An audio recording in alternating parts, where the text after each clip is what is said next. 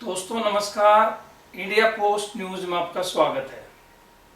आज हम बात करेंगे सूचना अधिकार कानून के तहत जब भी कोई सूचना आवेदन हम किसी विभाग में भेजते हैं तो किन किन बातों को ध्यान में रखना चाहिए या कौन कौन सी सावधानियां हमें बरतनी चाहिए। जब भी हम कोई सूचना आवेदन लिखें तो उसमें हम सबसे पहले राज्य जन सूचना अधिकारी सेवा में राज्य जन सूचना अधिकारी, फिर विभाग का जो एड्रेस है वो लिखेंगे। जैसे यहाँ मैंने लिखा है राज्य जन सूचना अधिकारी कार्यालय, निदेशक माध्यमिक शिक्षा विभाग, हरियाणा, पंचकुला। यदि हम जन सूचना अधिकारी जो राज्य जन सूचना अधिकारी को संबोधित करेंगे और फिर अपना सूचना आवेदन भेजेंगे तो हमें ये सारी जानकारी जो है वो 30 दिन के अंदर मिल जाएगी। 30 दिन का इसमें टाइम निश्चित है।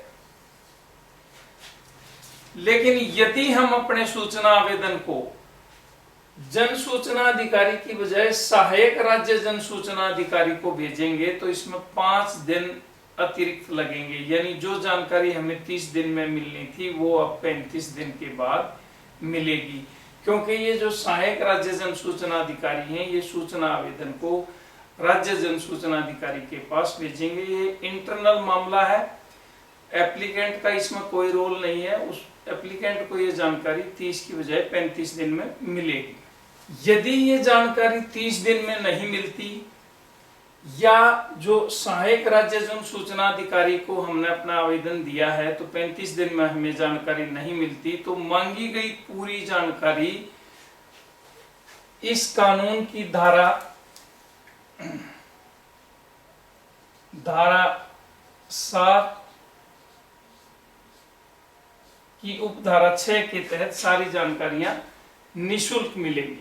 जो राज्य जन सूचना अधिकारी है जैसे ही आवेदन प्राप्त होगा तो वो इस कानून की धारा 7 की उपधारा 1 के तहत जो अतिरिक्त शुल्क है, जो जानकारी हमने मांगी है उस जानकारी के बदले में जो डॉक्यूमेंट है, जितने पेज बनेंगे उनका शुल्क जो है उनका निर्धारण वो SPIO करेगा और वो 2 रुपए पर पेज के हिसाब से या जो एक्चुअल कॉस्ट है वो डॉक्यूमेंट्स की वो उसके बारे में आवेदक को सूचित करेगा। लेकिन ये सारी कार्रवाई 30 दिन के अंदर अंदर होगी। लेकिन यदि जो आवेदक है वो BPL कार्ड धारक है तो उसको सारी जानकारी सूचना अधिकार कानून की धारा 7 की उपधारा 5 के तहत फ्री में मिलेगी। यानी BPL कार्ड धारकों को 7 की उपधारा 5 के तहत फ्री होगी ये। लेकिन BPL कार्ड जिनके पास है, जो भी आवेदक है, उनको ये फ्री मिलेगी।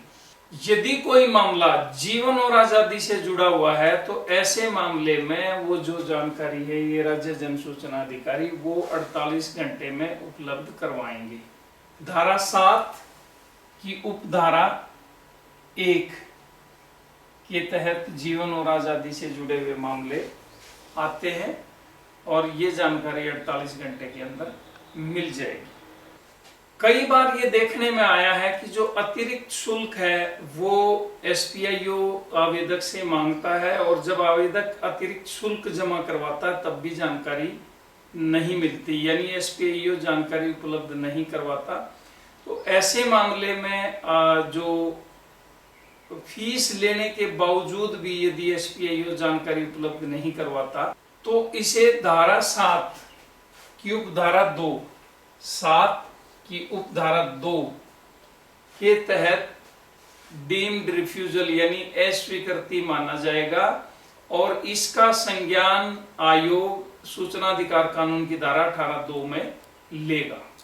कुछ ऐसी जानकारियां हैं जो व्यक्तिगत स्तर की हैं, जिसमें पैन कार्ड है, किसी की मेडिकल रिपोर्ट है, इनकम टैक्स रिटर्न की कॉपी, बैंक अकाउंट।